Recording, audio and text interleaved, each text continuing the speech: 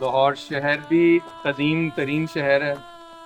2-2,500 साल पुराना शहर है। इसमें लोग कब से आबाद हैं। और मिथोलॉजिकली तो उसकी राम के बेटों की जाके मिलती है इसकी history. It's a very old city. जब से इसमें इतने layers and layers and layers of history है यहाँ पे एंड कल्चर है। It's one of the richest culturally richest places in the world है।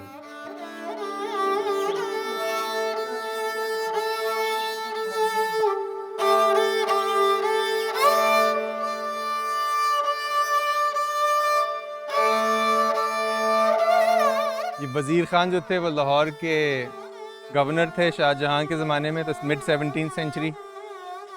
और उन्होंने ये मस्जिद बनाई काफ़ी शानदार, जो कि मरकज़ बन गया इस शहर का। यहाँ पे आज अब ये दुकानें जो हैं वो हुजरे बन गए हैं, जो कि हमारा यहाँ पे स्टूडियो भी है और वर्कशॉप भी है, जहाँ पे ख़त्ताती के उस्ताद भी आते हैं। यहाँ पे मैं भी यहाँ पे मुसव्वरी का काम कर रहा हूँ अभी। तो इधर खूबसूरत लोकेशन है और यहाँ पे इंस्पिरेशन भी काफ़ी मिलती है।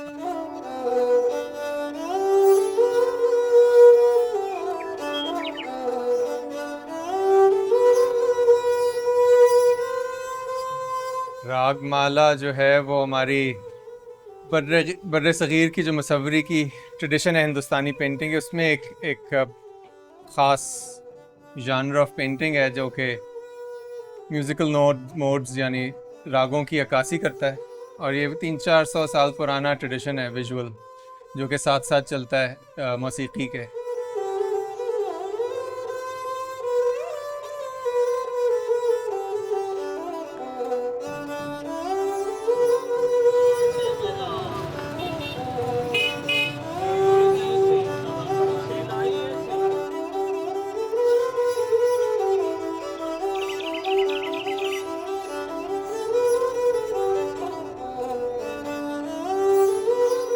इधर ये मिनिएचर पेंटिंग का डिपार्टमेंट है, जिसके अंदर जहाँ पे हमने अपनी डिग्री हासिल की थी। और इधर हमारे उस्ताद बशीर साहब थे और बशीर अहमद ही थे जिन्होंने रिवाइव किया था सिंगल हैंडेडली पूरे ट्रेडिशन को इधर 1980 में। सारी एक्साइटमेंट ये होती थी कि हम ये वाला काम दिखाना है पूरी दुनिया को, और कंप्लीट भी कर कंप्लीट आखिरी थीसिस के ज़माने में ये काम कंप्लीट हो रहा। I'm a professional teacher. I know how to get the student. ये है आज की थीम के टीचिंग की साइकी। देखें, टीचर नेशन बिल्डिंग का काम है।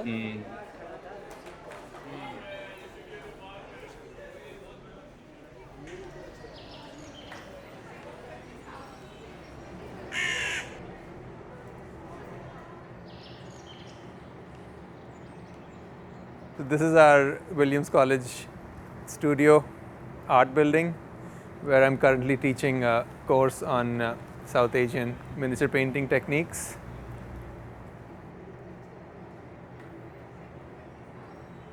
What a crazy weather. I can't imagine just a few months ago we were sitting in Lahore in that boiling heat, sweating away while I was making that painting.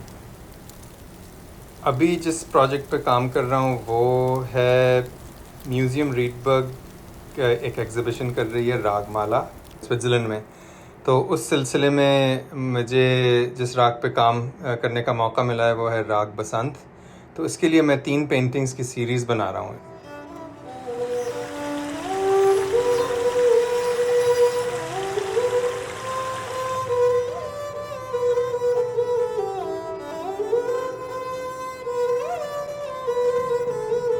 मेरी अपनी practice तो हिंदुस्तानी painting है, miniature painting. उसमें रागमाला पे उस तरह से मेरे ख़्याल से जब से कॉलोनियल पीरियड के बाद से आहिस्ता आहिस्ता रागमाला की पेंटिंग्स तो बनना बंद हो गई जैसे जैसे पेट्रनेज ख़त्म हुई।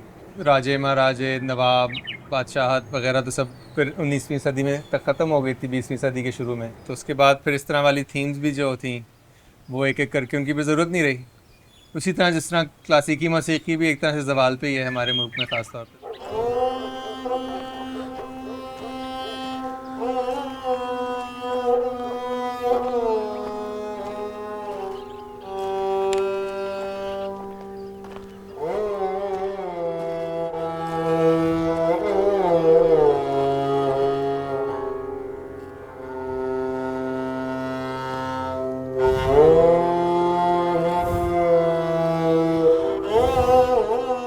बसंत राग जैसे कि मैंने अपने उस्तादों से सुना, वो जो मुझे बताते थे कि ये एक सीजनली, एक मौसम से या एक कुदरती चीज़ से जो उत्पन्न हुआ या आया हुआ या महसूस हुआ या क्रिएट हुआ एक राग है।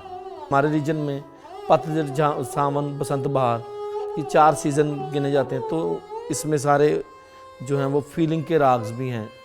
तो ये जो बसंत राग वो एक एटमॉस्फेयर्स या मौसमी हिसाब से या सीजनल हिसाब से एक राग है।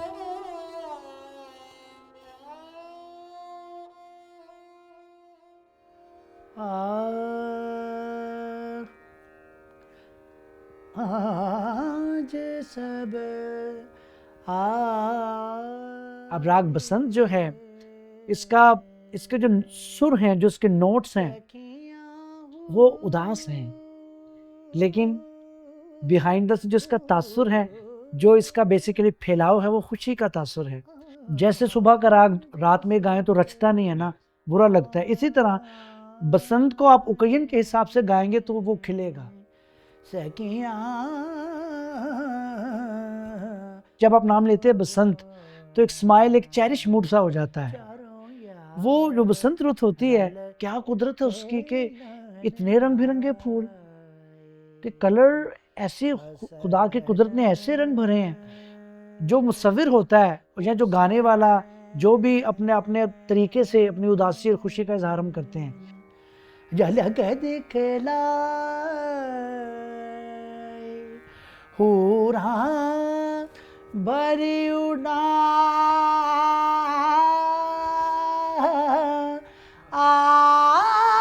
रंगला सल्ले अला दरबार आज सब। बसंत का कुदरत से बहुत गहरा ताल्लुक़ है, क्योंकि उसका पूरा जो एक्सप्रेशन है वो है ही कुदरत के ज़रिए। क्योंकि मौसम बदलने की एक अलामत है कि सर्दियों का मौसम ख़त्म हो गया है और बहार का मौसम आ गया है। तो उसकी जितने भी हम मुसव्वरी में भी इजहार जब देखे हैं, वो सबसे ज़्यादा स्ट्रॉन्ग जो है उसकी एक्सप्रेशन वो नेचर के थ्रू, कुदरत के थ्रू ही होती है।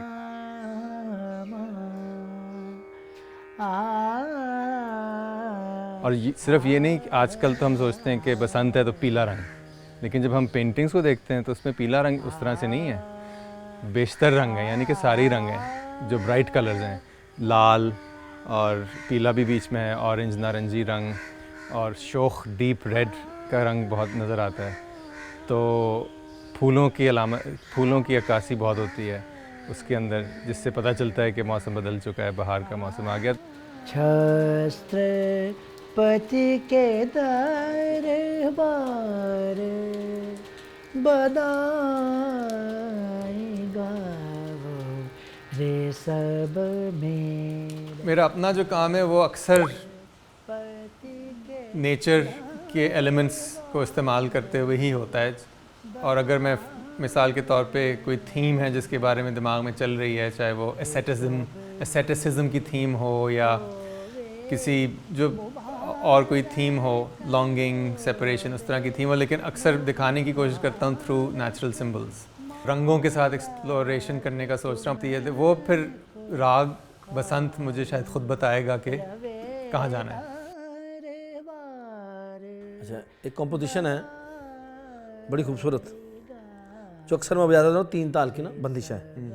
इसके बोल कुछ इस तरह है कि मधुबन में छाई बसंत, मधुबन में छाई बसंत, डार डार पे कोयलिया बोवलत, चाहू और सोहत सुंदर बसंत। मधुबन में चाहे बसंत। अंतर है ब्रिज की गोरी नाचत गावत अरे वाह, यही तो हो रहा होता है तस्वीर में। है। ब्रिज की गोरी नाचत गावत देखो शाम बीन बजावत है। लेकिन वो शाम को बंसरी बजाते हैं उनको इतना मजा आ रहा है उस मौसम का कि उन्होंने बांसुरी छोड़ के बीन बजा रहे हैं। वाह, उसमें और तो सुरूर ब्रिज होता की है। गोरी नाचत गावत देखो शाम बीन बजावत सबके मन को अति रिजावत वाह, मधुबन में चाहे बसंत। तो अब मजा इसको जरा इस पे सारंगी पे भी सुनाता हूँ आपको थोड़ी सी। चाहे वह मधुबन में अब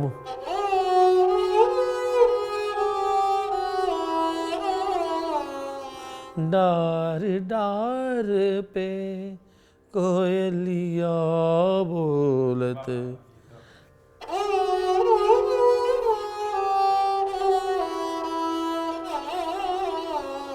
सोहत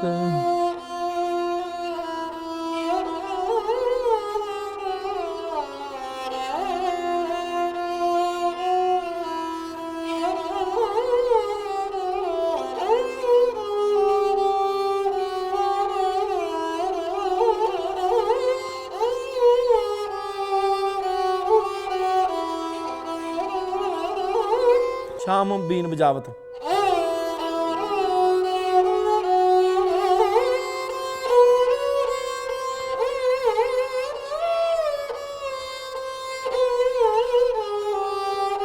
सबके मन को रिजावत।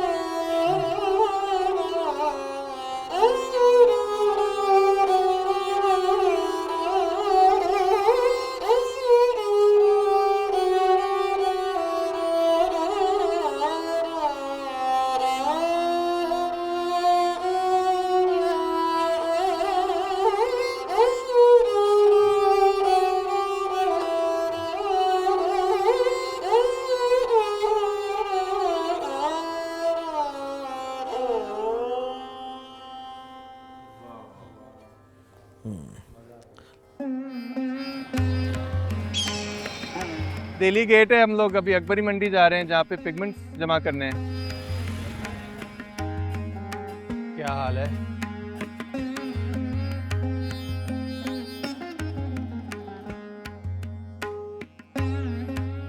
नेचुरल पिगमेंट्स हैं और सारी मुसव्वरी की जो हमारी रीजन में तारीख है वो सारे इन्हीं रंगों से बनी है चीज़ें। 500, 600, 700, 800 साल से यही इस्तेमाल हो रहे हैं रंग यहाँ पे।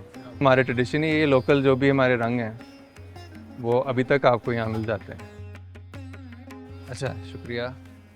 ठीक है, बहुत बेहतरीन। थोड़ा थोड़ा इसमें क्या क्या है दिखा। अभी तो हमने संदूर लिया है जो कि वर्मिलियन होता है, और उसके बाद हमने लिया है गेरू जो कि लोकली इंडिया पाकिस्तान वगैरह में नेचुरल अकरिंग पत्थर से निकलता है ना। और ये गेरू जो है वो नेचुरल पत्थर होता है जो कि क्रश कर करके हमें फिर बड़ा खूबसूरत पिगमेंट मिलता है। ये फ्रेस्को में भी इस्तेमाल होता था। जितने भी आपको मकबरे वगैरह मुगलिया मिलते हैं उनमें ये गेरू, सारी जो आउटलाइंस वगैरह होती हैं उसमें गेरू में भी होती है।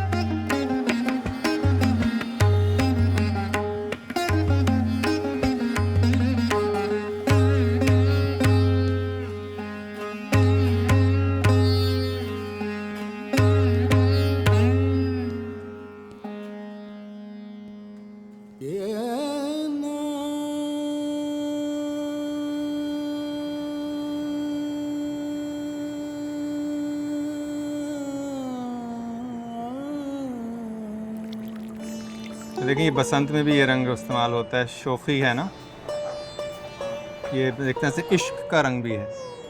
इसलिए तो आपके सारे जो मलंग बाबा जो होते हैं ये रंग पहनते हैं सिंदूर का। यह यानी कि खुद उससे ऐसा इश्क के खुद दीवाने हो जाए, उस तरह वाला रंग है। इसलिए मुझे ये बहुत ज़्यादा पसंद है सिंदूर का।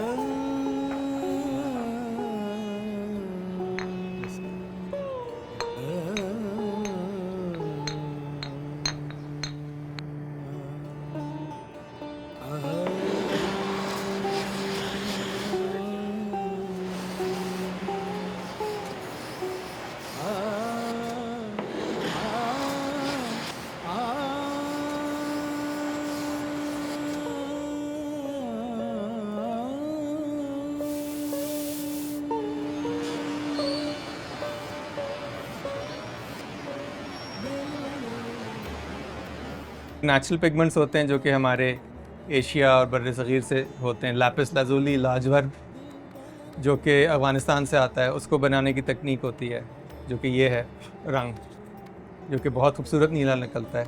फिर लाख है, बीर बहूटी, जो कि कीड़ा होता है जिसकी लार्वा में से ये रंग निकलता है, वो इस्तेमाल होता है। और हरताल वर्खी जो है वो पीला है, इसके अंदर आर्सेनिक बहुत होता है, लेकिन उसको भी क्रश कर करके हावंदस ये खरल में तैयार करते हैं। बेसिक टेक्निक यही होती है कि आपके पास रॉ पिगमेंट आ गया, आपने उसको खरल में डाला, थोड़ा सा पानी मिलाया और फिर उसके ना डंडे के साथ कूटना शुरू कर दिया और इस तरह रंग फिर बनते हैं।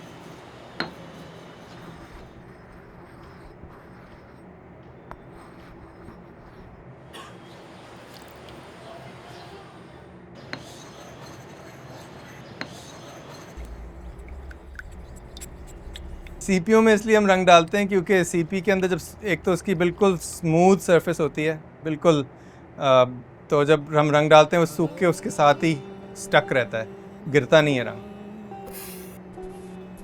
इस तरह ये वाले कागज़ जो हैं ये प्रैक्टिस पेपर है, ये फाइनल पेपर है। और इस पर आप देख सकते हैं कि इस पर 2 कागज़ चिपके हुए हैं, वो चिपकाते हम खुद हैं लई बना के आटे के साथ।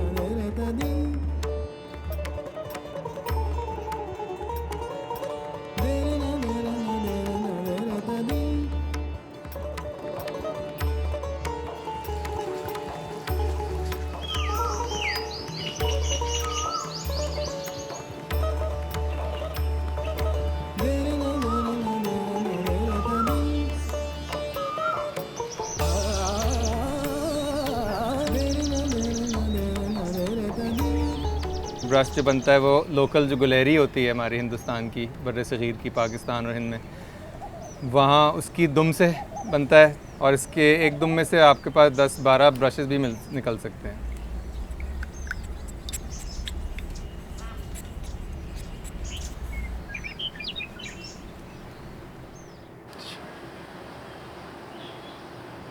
गुलेरी की दुम जो होती है उसके, जो हमारी लोकल गुलेरी होती है, उसके अंदर एक ख़ास कुदरती तौर पर एक लचक आती है। वो आगे जाके यूँ हल्की सी बेंड करती है जिससे सारे जो बाल होते हैं वो एक पॉइंट पे आके रुक जाते हैं, जिसकी वजह से बेस काफ़ी थिक होती है बालों से, उसके अंदर रंग जमा हो जाता है। लेकिन वो सब रंग जो है फिर कुदरती तौर पे वो आगे भेजता है बिल्कुल पॉइंट के ऊपर, और फिर वो ब्रश जो है वो देर तक चलता भी रहता है क्योंकि बिल्कुल सुई की तरह एक पॉइंट आ जाता है, तो वो बारीक काम उसके साथ हो सकता है। क्योंकि उसमें लचक है तो वो लचक की वजह से वो कागज़ के ऊपर बैठता बिल्कुल उसी तरह से है जिस तरह से आप चाहते हैं बारीक काम हो। और कोई दुनिया में ऐसा ब्रश नहीं है कहीं।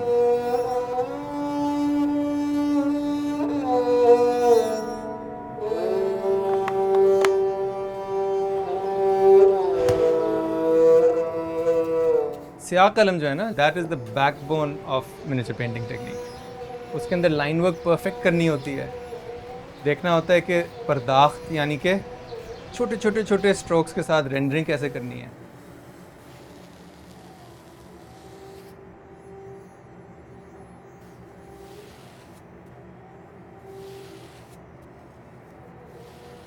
इन सबसे बड़ी इंस्पिरेशन वही मिली थी जब ज़ोहेब ने वो दोहे पढ़े थे और बसंत के बारे में समझाया था और बजाया था। पूरा राग की उन्होंने नक्शा खूबसूरती से खींचा था, मूड बताया था। और फिर जब उन्होंने बताया ना कि किस तरह से कृष्णा जो है बीन बजा रहे हैं, किस तरह कोयल गा रही है, किस तरह रात का नज़ारा है, चाँद निकला हुआ है, एकदम से दिमाग में एक ऐसे इमेज बैठा। तो वो मेरी पहली पेंटिंग।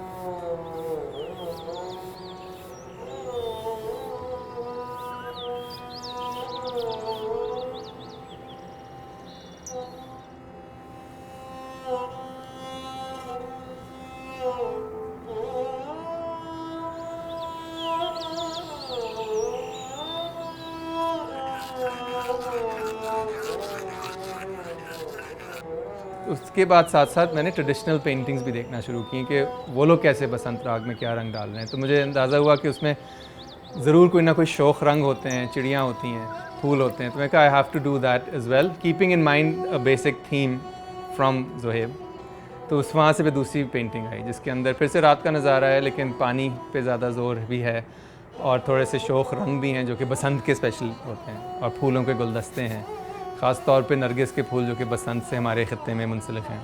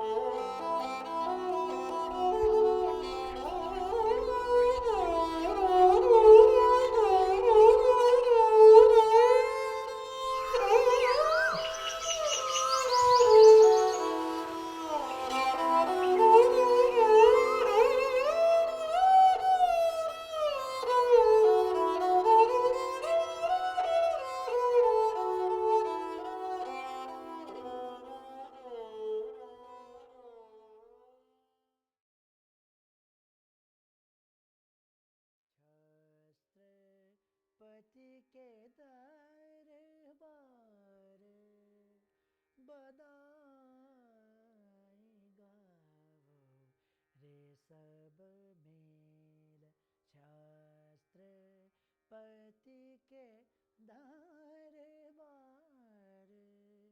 बधाई गावो रे सब मेल होवे मुबारक होवे मुबारक महाराज तुमको कायम रवे दरबार बधाई गावो रे सब मेल शास्त्र पति के दरबार